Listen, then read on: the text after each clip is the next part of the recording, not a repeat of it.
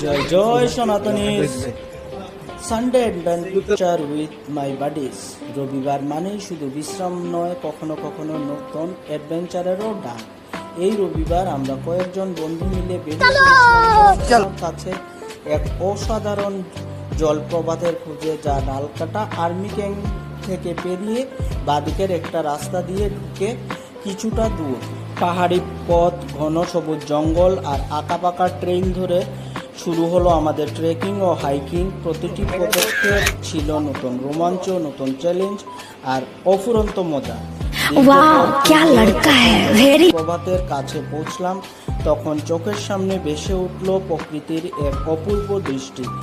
ঠান্ডা জল, চারপাশে সবুজে ঘেরা পরিবেশ আর পাহাড়ের নির্মল বাতাস যেন সমস্ত ক্লান্তি মুহূর্তেই দূর করে দিল।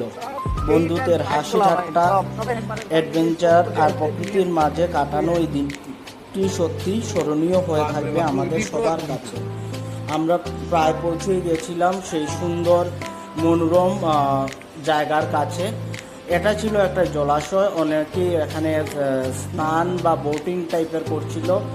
আর ওই পাশ দিয়ে ছিল সেই সুন্দর ওয়াটারফল, ওর পাশেই আমরা যাচ্ছিলাম। অনেক অনেক লোক এখানে এসেছিলেন সানডে কাটানোর জন্য। দেখুন সেই জলপ্রপাত।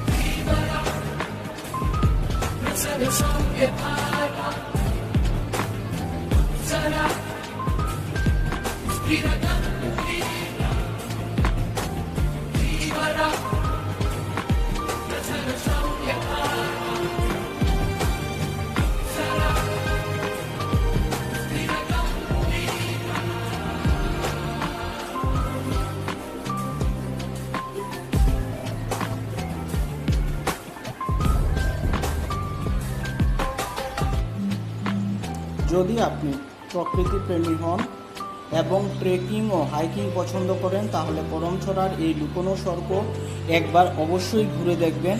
এটা আমাদের শেষ ট্রেকিংটার। একদম এক্সস্টেড ফিল হচ্ছিল, খুব কষ্ট হচ্ছিল, কিন্তু আনন্দও ছিল মনে।